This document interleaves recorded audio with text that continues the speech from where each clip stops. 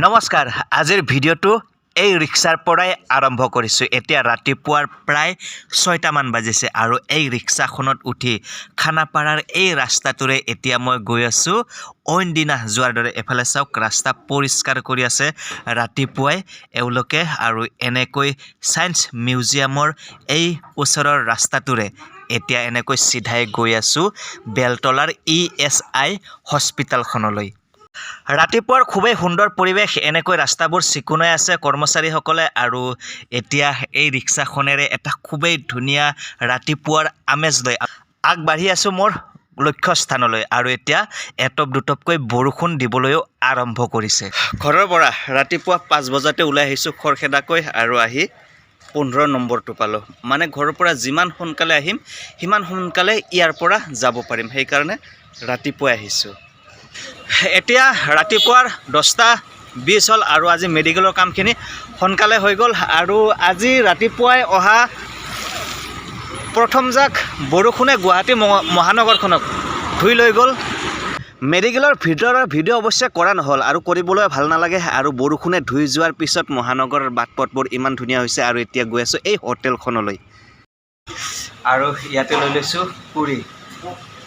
এতিয়া পুৰি খাই লওঁ। আৰু যদি এফালে মোৰ মেডিকেলৰ ৰিপৰ্টৰ কথা আপোনালোকে চাই, এইটো ঔষধ দিছিলে 3টা ঔষধ। এই ঔষধখিনি ব্যৱহাৰ কৰাৰ পিছত মানে এইটো 10 দিন আগৰ প্ৰেছক্ৰিপশ্যন আৰু 10 দিন পিছত পৰীক্ষা কৰাৰ পিছত এতিয়া মই পৰীক্ষাটো দেখুৱাই আছোঁ আপোনালোকক। আৰু পৰীক্ষাটোৰ ৰিজাল্টটো কেনেকুৱা ওলাইছে 10 দিন পিছত। এফালে এইটো হ'ল পৰীক্ষা কৰাৰ ৰিপৰ্টটো আৰু এফালে যদি চাই মোৰ গ্লুক'জ, এইফালে চাওক 98। আগত কিমান আছিলে? আগত আছিলে 141 ফাষ্টিঙৰ আৰু এতিয়া 10 দিন পিছত 98 হৈছে মানে। আৰু এইটো হ'ল ইউৰিন ৰিপৰ্ট আৰু ডাক্তৰে চাই কৈছে যে সকলোবোৰ ঠিকেই আছে। সেইকাৰণে সকলোবোৰ ঠিকে থকাৰ কাৰণে ডাক্তৰে এইবাৰ একো ঔষধ নিদিলে আৰু এমাহ পিছত আকৌ এবাৰ পৰীক্ষা কৰিব দিছে। আৰু এমাহ পিছত আৰু পৰীক্ষা কৰাৰ পিছত ডাক্তৰে সিদ্ধান্ত ল'ব ঔষধ আকৌ খাব লাগে নে নালাগে, এইটো পৰীক্ষা কৰিব দিছে। আৰু এতিয়া ছাতি এটা লৈ ল'লোঁ আৰু ঘৰৰ পৰা ওলাই আহিছিলোঁ। মানে ঘৰৰ পৰা ওলাই আহোঁতে বৰষুণৰ ভাৱটো নাছিলে, অকস্মাত বৰষুণটো দি দিলে আৰু ছাতিৰ এটা দৰকাৰ হৈ গ'ল, সেয়ে ইয়াতে লৈ ল'লোঁ।